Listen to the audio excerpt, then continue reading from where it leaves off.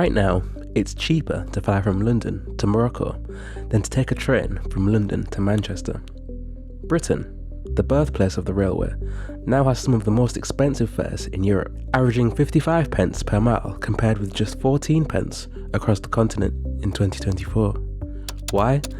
To answer that, we need to unravel the history of how rail was privatised, how its costs are structured, and why passengers always seem to pay the price. Back in the 1990s, British Rail was broken up. Services were auctioned to private operators in a system called franchising. At its height, there were 25 franchises, each bidding to run routes under government contracts. The idea was simple. Competition for contracts would drive efficiency, and private companies would take on revenue risk. But the reality was more complicated. The operators didn't actually own the trains or the tracks. The trains were held by private rolling stock companies, or ROSCOs, who leased them back at a profit, whilst the franchises were also forced to pay track charges to Network Rail, who owned the trains. That meant three layers: Network Rail, the leasing firms, and the operators, and every layer took a slice. What was supposed to be competition became a web of contracts, duplication, and short-termism. And when operators overbid and collapsed, as happened 3 times on the East Coast Main Line, the government had to step back in, eventually renationalising the franchise as LNER. Other high-profile failures followed: Northern in 2020, Southeastern in 2021, and Trans-Milan Express in 2023. COVID-19 exposed the system completely. With ridership collapsing, the government had to take back revenue risk, paying operators a management fee instead. By 2021, Minister admitted franchising was dead.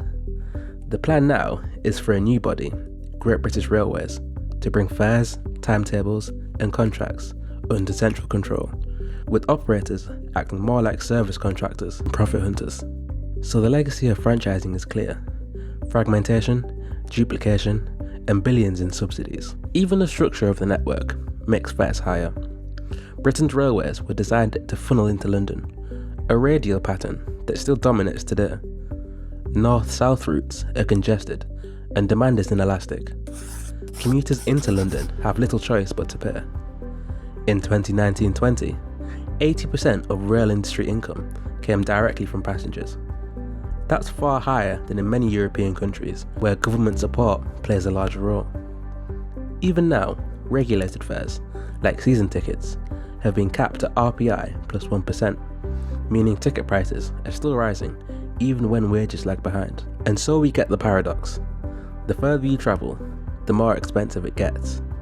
In France, Germany, and Spain, high-speed tickets average 9 cents per mile, but in the UK, intercity fares can cost 3 to 4 times that. Long-distance journeys are priced like a luxury product, not public transport. Part of the reason is also economics. Rail is capital intensive: old infrastructure, staff pensions, electrification costs. But here's the contradiction. Britain's railways aren't starved of funding. They're already heavily subsidised. In 2019-20, total industry income was £17.1 billion, with £5.1 billion coming directly from government. Yet, subsidies don't reduce fares. Instead, more subsidies flow to Network Rail, which swallows almost 90% of government support just to keep infrastructure running. While rolling stock companies, the firms leasing the train, saw their profits triple in 2023 alone. Even now, with ridership recovering, the OR reported £11.5 billion in passenger revenue in 2024-25 for 64.6 billion passenger kilometres travelled. That's about 29 pence per mile, roughly double the European average.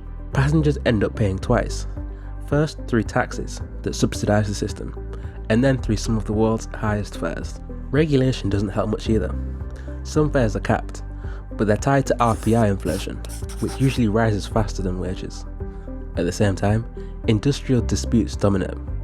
In 2025, that meant increases of 4.6% in England and Wales. Unregulated fares, like many intercity tickets, rose even faster at 5.4%. Strikes are visible, but behind them lies a deeper issue. Staff arguing they're squeezed in a system that pours billions into subsidies and leasing, while private shareholders benefit. Conflict becomes built into the system itself. All of this feeds into wider inequality. A last-minute return from Manchester to London can cost over £180, 6 times the cost of a budget flight to Europe. For workers in the north, travelling south for opportunities is punishingly expensive. Britain's rail system doesn't just move people, it borderline hardwires the north-south divide. Meanwhile, across Europe, integrated networks keep costs lower. In France, the high-speed TGV isn't cheap, but fares are heavily regulated and capped by the state. On average, passengers pay around €0.105 per kilometre. That's about 9 pence per mile. SNCF, the national operator, is state-owned and reinvests revenue back into the network. In Germany, Deutsche Bahn operates as a vertically integrated company, running both long-distance trains and the infrastructure. Journeys average close to 11 cents per kilometre, again, less than half the UK average. The government also subsidises regional services to keep fares affordable. In Spain, the AVE network has some of the fastest trains in Europe, but fares average just €0.099 per kilometre. That's around 1/3 of typical UK long-distance prices. And Spain has actively encouraged competition on high-speed routes. New private operators like Ouigo and Iryo drive prices down further. Then there's Switzerland, often hailed as the gold standard. Despite mountains and tunnels making infrastructure expensive, fares are not extortionate. A flat national pricing system, dense integration with buses and trams, and a strong public service ethos keep the average cost per kilometre lower than Britain's. Trains there are coordinated like clockwork, running to the minute across the whole country. The contrast is striking. Across Europe, rail is designed as a public good. Ticketing is simplified, fares are capped or standardised, and revenues are reinvested into service.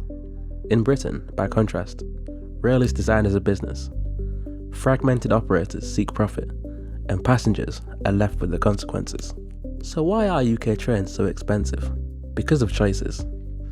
Privatisation and franchising created fragmentation. A London-centric network fuels inelastic demand. High subsidies are poured into infrastructure and leasing profits, not cheaper fares.